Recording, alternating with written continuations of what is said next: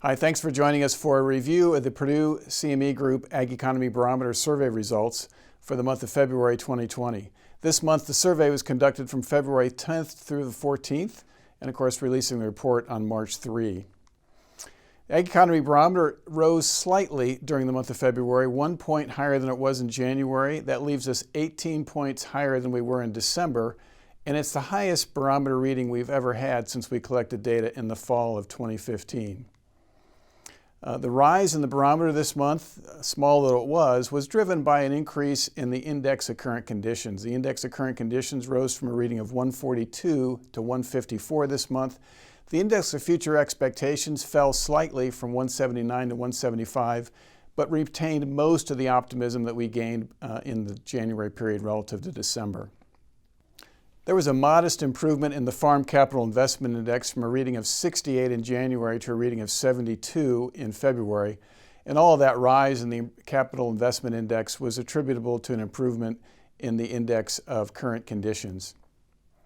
Farmers had a more positive perspective about where farmland values are headed over the next 5 years. 59% of the farmers in the survey in February said they expected to see higher farmland values 5 years from now.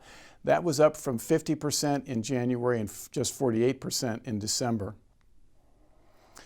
We've been asking farmers about their perspective on the trade dispute with China going back to last March. This month, when we asked, do they think it's likely or unlikely that the soybean trade dispute with China will be settled soon, 61% of the farmers said that they expected the trade dispute to be settled quickly or soon. That was down somewhat from a month earlier when they had a reading of 69%.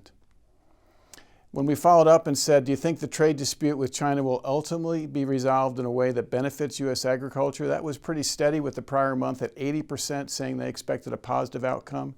The average percent yes response to that question for the calendar year 2019 was 73%, so farmers were considerably more optimistic than they were on average during 2019 about this ultimately being resolved in a way that was beneficial to U.S. agriculture.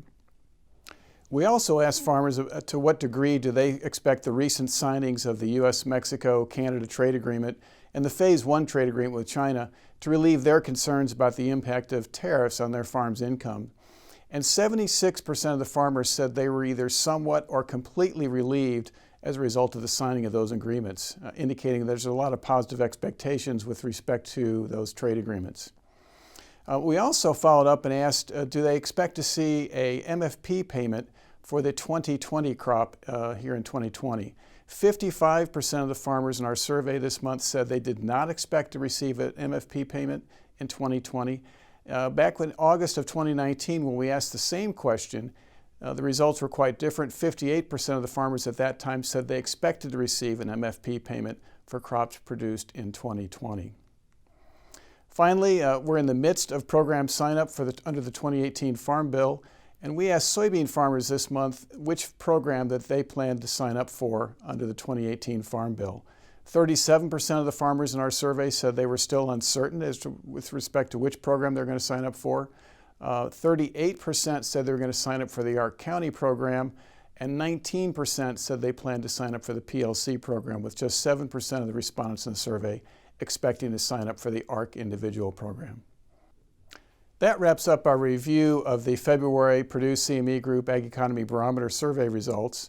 Our next report will be released on April 7th of 2020, and then our next webinar coming up soon is the Spring 2020 Crop Outlook webinar, which will be held on Wednesday, April 1 at 12:30 p.m. On behalf of the Purdue Center for Commercial Agriculture, I'm Jim Mintert. Thanks for joining us.